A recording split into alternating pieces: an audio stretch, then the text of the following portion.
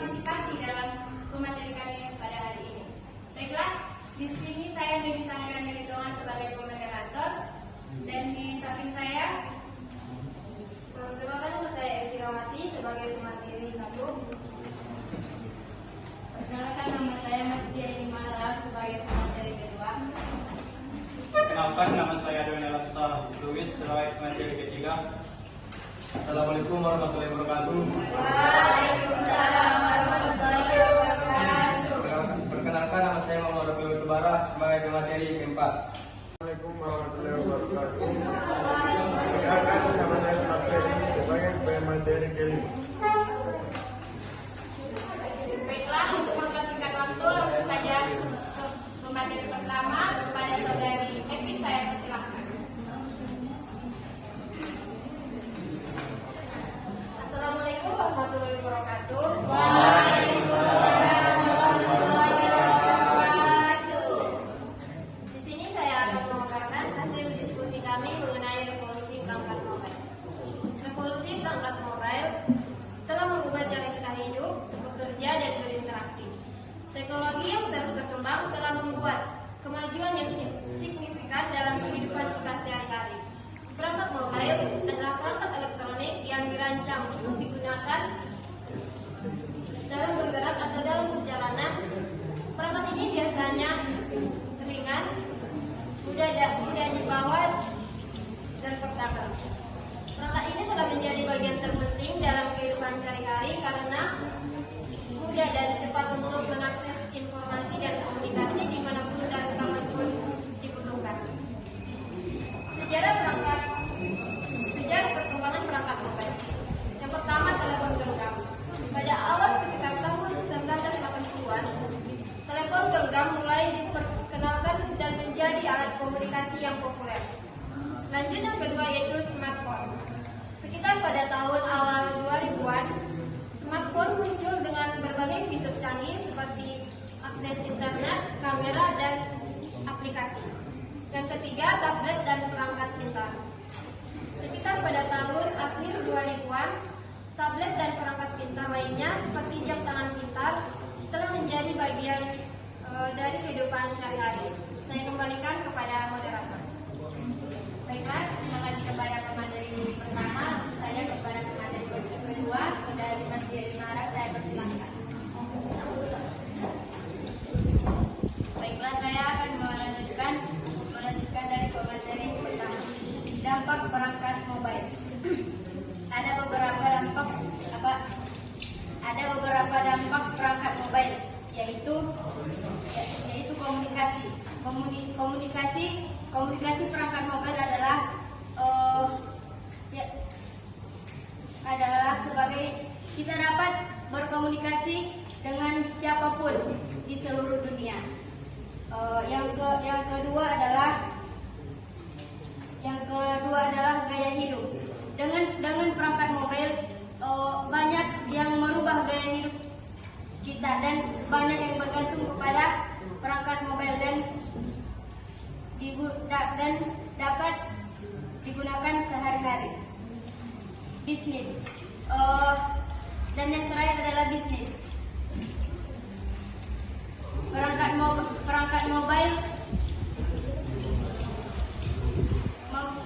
mobile dapat memperoleh inovasi yang memungkinkan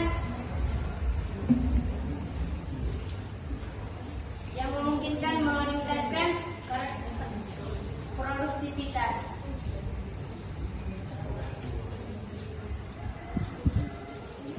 dan membuka peluang yang besar.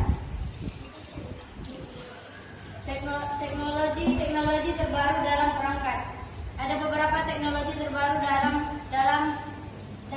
dalam perangkat mobile. Yang pertama adalah 5G. 5G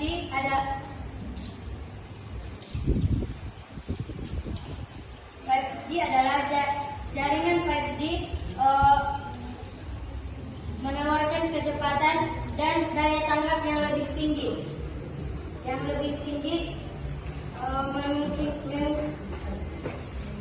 Memungkinkan aplikasi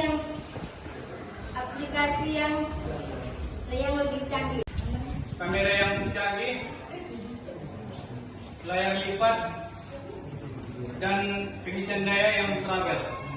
Yang keempat, penggunaan pasaran. Pasaran perangkat mobile yang terus berkembang dengan pesat menciptakan berbagai peluang bagi bisnis maupun juga inovator, seperti aplikasi mobile, game mobile, dan juga Internet of Things. Materi selanjutnya yaitu tentang tren masa depan perangkat mobile. Yang pertama adalah perangkat lebih pintar. Perangkat mobile akan menjadi lebih pintar dengan kemajuan AI ataupun Artificial Intelligence dan IoT ataupun Internet of Things. Di mana yang dimaksud dengan AI adalah bidang teknologi yang menciptakan sistem atau mesin yang dapat melakukan tugas yang biasanya melakukan kecerdasan manusia. Sedangkan yang dimaksud dengan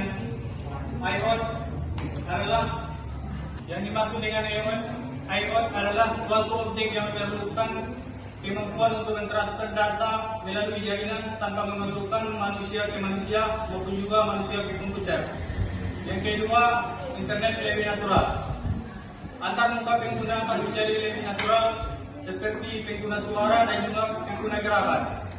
Contoh pada pengguna suara yaitu Google Assistant.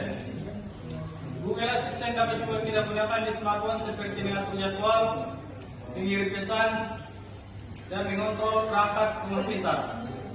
Ataupun contoh lainnya seperti aplikasi penerjemah yaitu Google Translate.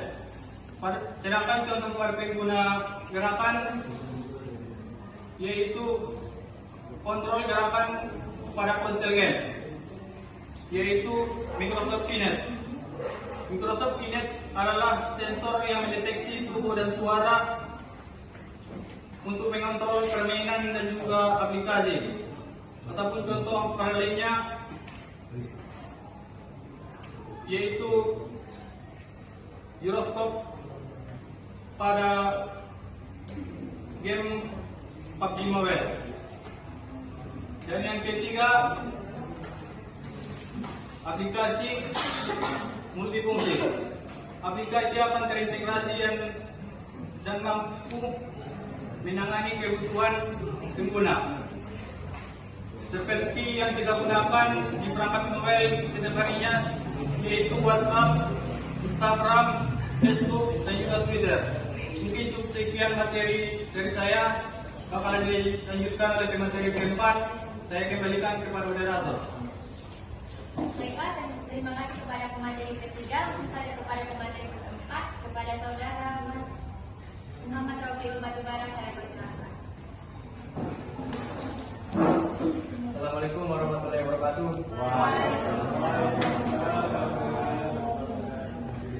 Terima kasih kepada moderator. Baik, saya akan melanjutkan ke materi ketiga. Perubahan gaya hidup akibat terus perangkat mobile. Yang pertama, konektivitas sosial.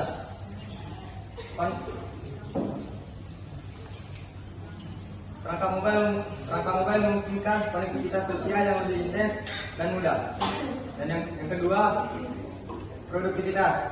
Perangkat mobile meningkatkan produktivitas dengan berbagai fitur dan aplikasi yang mendukung. Yang ketiga, hiburan.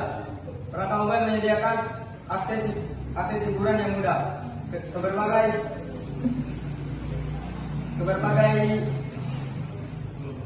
konten hiburan. Dan yang terakhir, gaya hidup. Perangkat mobile mempengaruhi berbagai aspek gaya hidup, mulai dari belanja hingga kesehatan. Saya kembalikan kepada moderator. Baiklah, terima kasih kepada pemateri keempat. Langsung saja kepada pemateri kelima, kepada saudara Asma Hussein, saya persilakan. Terima kasih kepada moderator. Enggak. Assalamualaikum warahmatullahi wabarakatuh. Saya ingin membahas materi kelima, yaitu karakteristik perangkat mobile. Ukuran kecil, smartphone yang sedang digunakan pada masa ini dan digunakan oleh orang-orang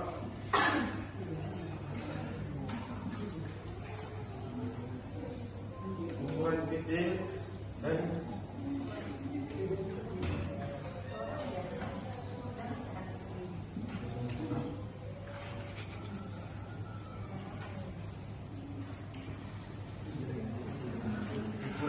layar kecil, baterai cukup.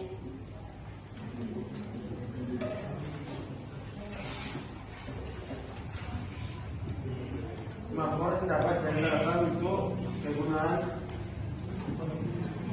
sosial dan lain-lain. Penggunaan daya yang rendah, baterai cukup kurang yang berada di posisi 5000 ampere. Daya proses yang kurang tangguh, tidak seperti desktop. Sistem Android yang pada software yang kurang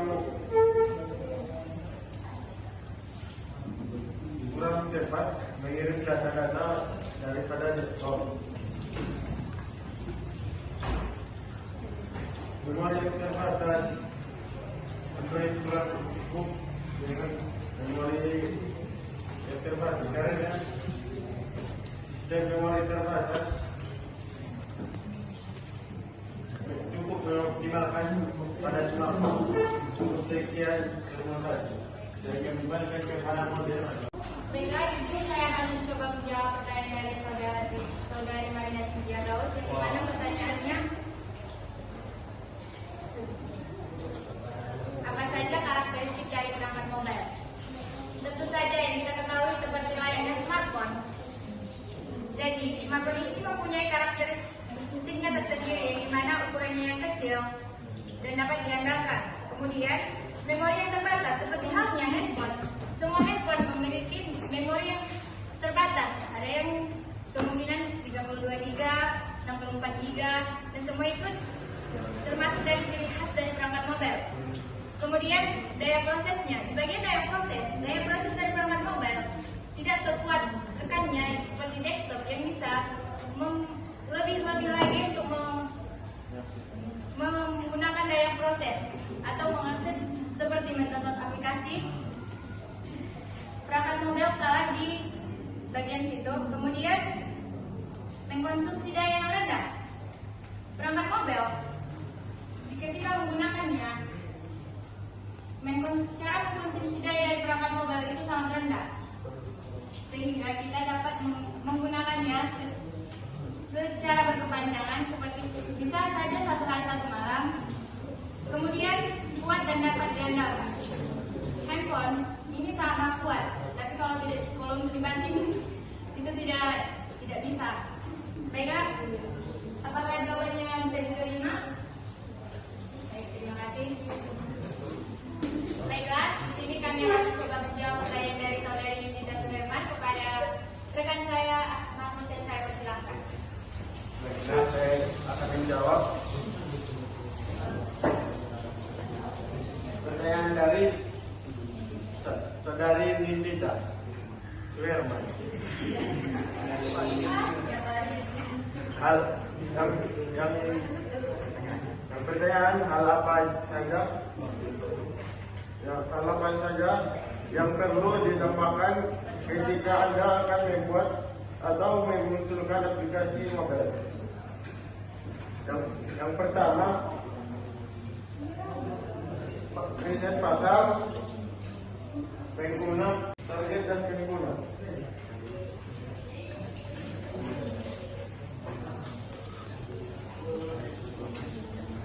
Ketahui siapa target pengguna aplikasi Anda. Yang kedua, fitur dan fungsionalitas ketika fitur utama yang akan menjadi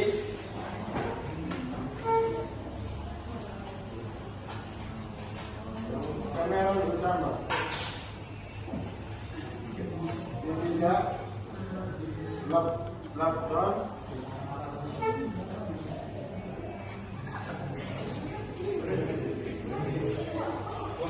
komentar dia.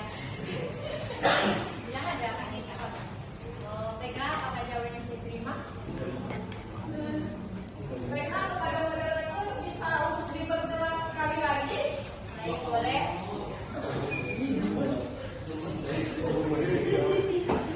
Baiklah, di sini saya akan mencoba memperbaiki atau mulai jawaban dari rekan saya. Yang dimana pertanyaannya, hal apa saja yang perlu dipertimbangkan ketika ingin merancang sebuah aplikasi mobile? Jawaban saya adalah riset pasar dan pengguna. Jadi, ketika kita ingin membuat aplikasi perangkat mobile, kita harus menyelidiki, kita harus meriset ke pasar siapakah pengguna aplikasi yang akan kita buat tersebut. Kemudian di bagian fitur dan fungsional. Di bagian fitur, kita harus menentukan fitur utama apa yang akan menjadi daya tarik aplikasi yang akan kita buat. Kemudian di pengalaman pengguna, pastikan aplikasi yang Anda buat itu akan mudah digunakan oleh pengguna yang Anda targetkan tersebut. Yang ketiga, platform dan teknologi. Platform target. Tentukan apakah aplikasi yang akan diluncurkan di iOS, Android, atau keduanya. Kemudian di bagian keamanan dan privasi. Sebelum Anda membuat aplikasi, terlebih dahulu Anda buat perlindungan data untuk penggunanya supaya ketika mereka menggunakan aplikasi tersebut mereka merasa aman. Kemudian di bagian kebijakan privasi, semua aplikasi harus menggunakan kebijakan privasi karena setiap pengguna bisa saja menyelewengkan aplikasi tersebut tidak sesuai dengan kebijakan kalian si pembuat aplikasi tersebut. Baiklah, apakah jawaban saya bisa diterima? Baiklah, kepada moderator jawaban Anda diterima. Terima kasih.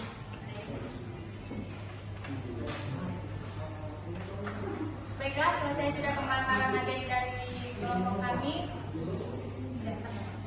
Baiklah, di sini saya akan membacakan kesimpulan dari materi kami pada hari ini, yang dimana kesimpulan yang bisa saya ambil adalah perangkat mobile adalah perangkat elektronik portable yang dirancang khusus untuk memungkinkan komunikasi, akses internet, dan penggunaan aplikasi.